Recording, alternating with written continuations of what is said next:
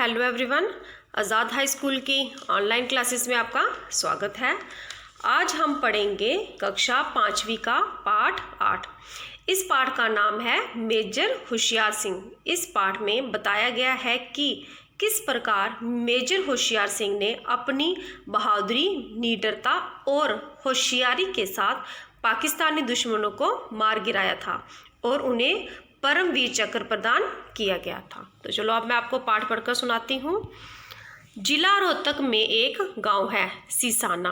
5 मई सन 1936 को वहीं मेरा जन्म हुआ। मेरे पिता चौधरी हीरा सिंह खेती करते थे। मैं कुछ अनूठे काम करना चाहता था, ऐसे काम जो दूसरे ना कर सके।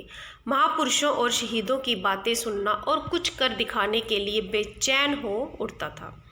नेताजी सुभाष चंद्र बोस के बारे में पढ़ना मुझे बहुत अच्छा लगता था। आज भी उनका फ़ोटो मेरे घर में लगा है। मैं पढ़ने लिखने में तेज़ था। 8वीं कक्षा तक गांव के स्कूल में पढ़ा। 7वीं कक्षा में था कि मेरा विवाह हो गया। उस समय मैं 15 वर्ष का था। बचपन में मुझे बहुत नींद आती थी। कुछ सोचते रहना भी मेरी आदत थी। कभी सोचता अब्राहम लिंकन इतने बड़े कैसे बन गए, कभी सोचता महात्मा गांधी ने गोली क्यों खाई। कभी कुछ कबड्डी, गुल्ली डंडा और इसी तरह के खेल मुझे पसंद थे। मिठाई, दूध और मक्खन मुझे बहुत पसंद थे। घर में गाय भैंस थी। माँ रोज सवेरे दूध बिलोया करती थी। बिलोया हो गया मथना, छाछ या लस्सी बनाने के लिए दही को मथना। मैं खूब छाछ पीता था, मक्खन खाता था। अंधेरे में अक्सर बच्चों को डर लगता है, लेकिन बचपन में मुझे अंधेरा बहुत अच्छा लगता था। अंधेरी रातों में मैं मीलों तक अकेला घूमता था। घूमना मुझे आज भी पसंद है। भीड़ भाड़ मुझे पसंद नहीं। आज भी शहर जाता हूँ तो परेशान हो जाता हूँ, इसलिए बाजार जाते हुए भी घबराता हूँ। वैसे भी मैं ठहरा सैनिक, देश की उन सीमाओं पर रहने वाला जहाँ एकांत होता है। मुझे शहरी भीड़ भाड़ अच्छी लग भी कैसे सकती है। मेरे 3 छोटे छोटे बच्चे हैं, तीनों पढ़ते हैं। मुझे उनसे बड़ी आशाएं हैं। मैं चाहता हूँ बड़े होकर वे भी बहादुरी के काम करें। बहादुरी होगी वीरता, देश का नाम ऊंचा करें। वॉलीबॉल का मैं माना हुआ खिलाड़ी था। स्कूल के खेलों में मैंने बहुत से पुरस्कार भी जीते।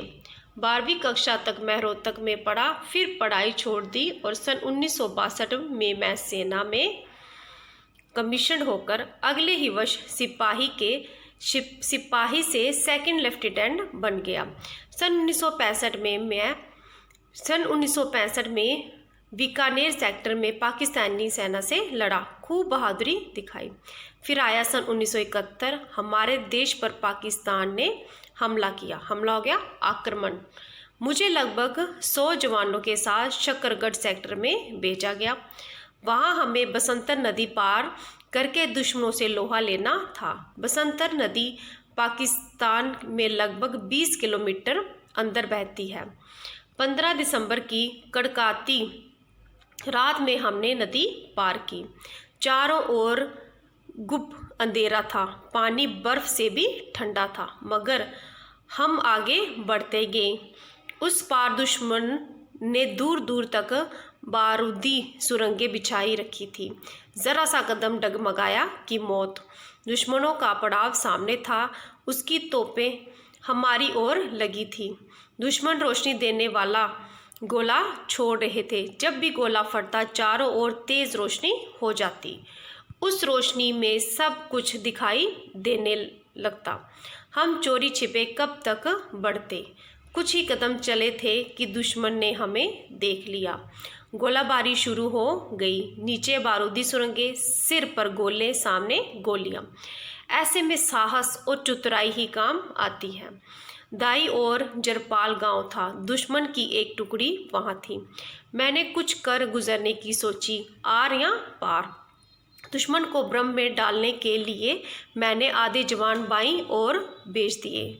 भ्रम होता है धोखा। आधे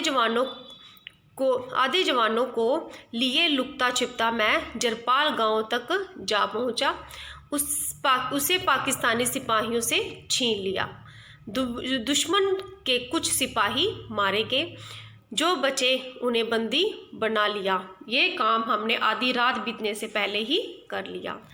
अगले दिन हमने बड़पिंड गांव लेने की योजना बनाई। वे वहां से लगभग 200 गज दूर था। जैसे ही हम लोग उसकी ओर बढ़े, दुश्मन ने हमें घेर लिया। हमारी दाईं ओर नदी थी, बाईं ओर दुश्मन, सामने भी दुश्मन था। उसके टैंक, उसकी तोपें और बंदूकें हम पर लगी थी। पीछे बारूदी सुरंगें बिछी थी। दुश्मन ऊंचाई पर था, हम उसकी मार में थे। देखते ही देखते भयंकर आक्रमण शुरू हो गया। 16 दिसंबर की रात को यह हुआ था। उसी दिन हमारे देश ने युद्ध विराम की घोषणा कर दी थी, मगर हमें पता ना था। हम दुश्मन से जूझ रहे थे, मरने मारने पर उतारू थे।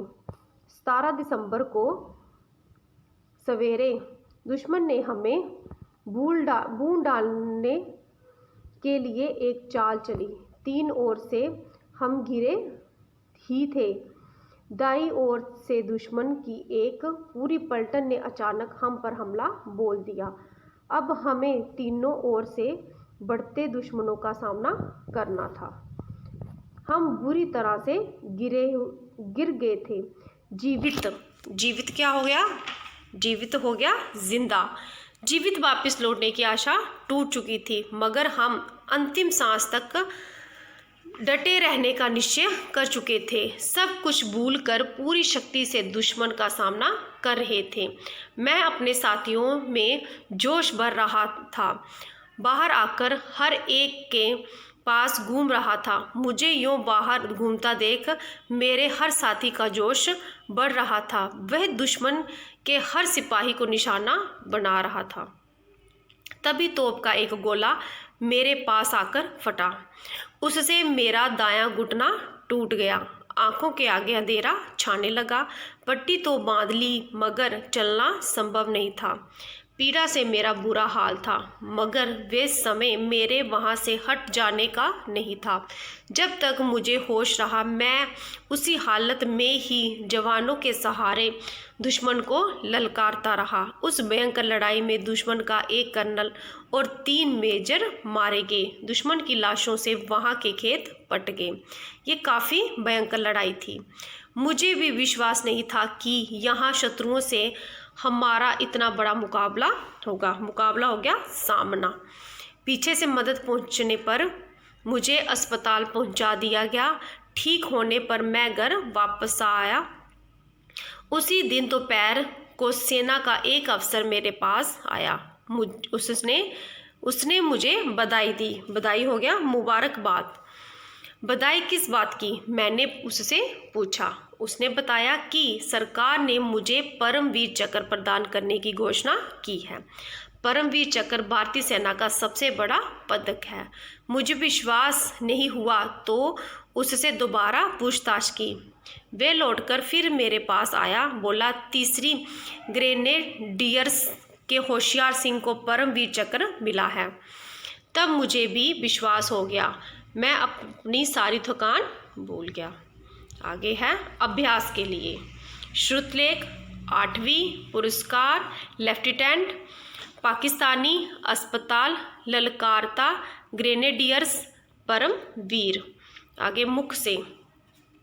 मेजर होशियार सिंह का जन्म कब और कहाँ हुआ था? उत्तर है मेजर होशियार सिंह का जन्म 5 मई सन 1936 में जिला रोहतक के सीसाना गांव में हुआ था। आगे दूसरा ख। मेजर होशियार सिंह बचपन में किस तरह की बातें सोचते थे? इसका उत्तर है मेजर होशियार सिंह बचपन में महापुरुषों और शहीदों की बातें सोचते थे।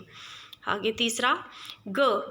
मेजर होशियार सिंह एवं उनके साथियों के जवानों और पाकिस्तान सेना की टुकड़ी के बीच जो मुठभेड़ हुई उसे अपने शब्दों में बताओ। इसका उत्तर है मेजर होशियार सिंह एवं उनके साथियों के जवानों और पाकिस्तान सेना की टुकड़ी के बीच जो लड़ाई हुई उससे दुश्मनों का एक कर्नल और 3 मेजर मारे गए। दुश्मन की लाशों से वहां के खेत पट गए और इस लड़ाई में मेजर होशियार सिंह भी घायल हो गए और उनका दायां घुटना टूट गया।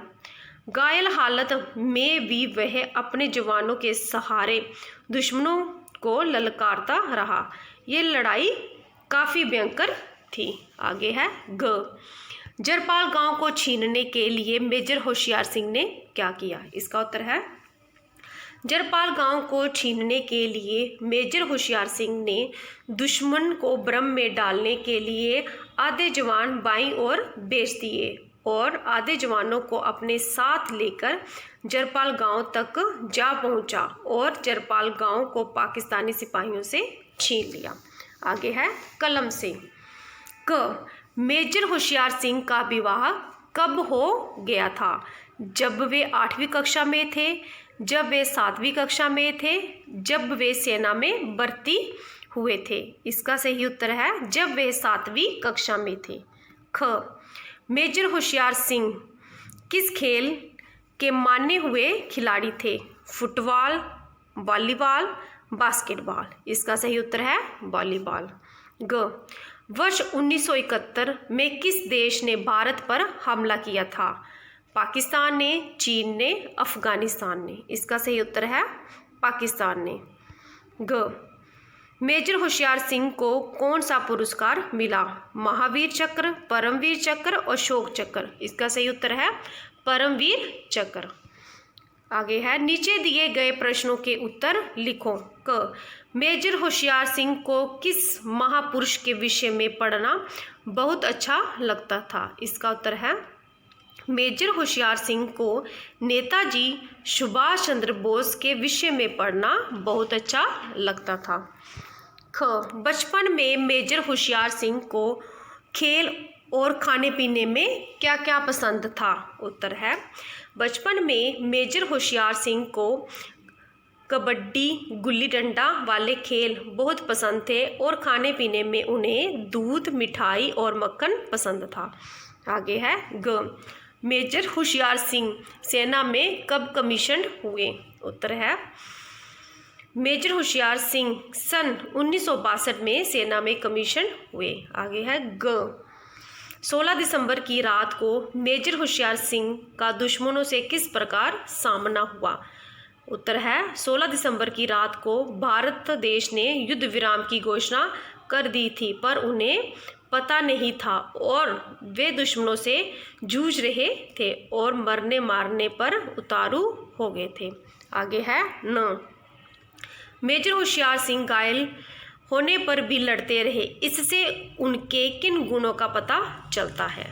इसका उत्तर है मेजर होशियार सिंह घायल होने पर भी लड़ते रहे, इससे पता चलता है कि वह बहुत ही होशियार, निडर, वीर जवान व्यक्ति थे जो अपनी जान की परवाह किए बिना दुश्मनों से लगातार लड़ते रहे। अब आगे है पाठ के आधार पर घटनाओं का क्रम लिखो। इसमें बताना है कि पाठ में पहले कौन सी पंक्ति आई है और दूसरे नंबर पे कौन सी, इसको हमने अरेंज करके लिखना है। जैसे नंबर 1 आप पर आई है 7वीं कक्षा में था कि मेरा विवाह हो गया। दूसरे पे आई है अंधेरी रातों में मैं मीलों तक अकेला घूमता रहा। तीसरे पे है 1965 में बीकानेर सेक्टर ने पाकिस्तानी सेना से लड़ा। आगे चौथे नंबर पर है मुझे लगभग 100 जवानों के साथ शकरगंज सेक्टर में भेजा गया। आगे 5वें नंबर पर है 15 दिसंबर की कड़काती ठंड की रात में हमने नदी पार की। और 6ठी पर है 17 दिसंबर को सवेरे दुश्मनों ने हमें भून डालने की चाल चली। ये था इनको अरेंज करके लिखना है। आगे है भाषा और व्याकरण। दिए गए संयुक्त वर्णों से शब्द लिखो। जैसे यहाँ पे संयुक्त शब्द दिए गए हैं और एक शब्द बनाया भी गया है, जैसे ड और ड। ये कैसे क्या बन गया इसका? कबड्डी, ये बनाया गया है और दो दो हमने खुद खाली स्थान में लिखने हैं। जैसे आ गया अड्डा और लड्डू, आ गया है आधा ल और पूरा लो, तो इसमें बनाया गया है गुल्ली, तो इसमें दो आगे और बिल्ली और हल्ला, च और आधा च और पूरा च, जैसे बच्चा, ऐसे आ गया दूसरा कच्चा और सच्चा, आधा क और त, यहाँ पे दिया गया उदाहरण एक शक्ति, तो यहाँ पे हमने लिखना है भक्ति और युक्ति।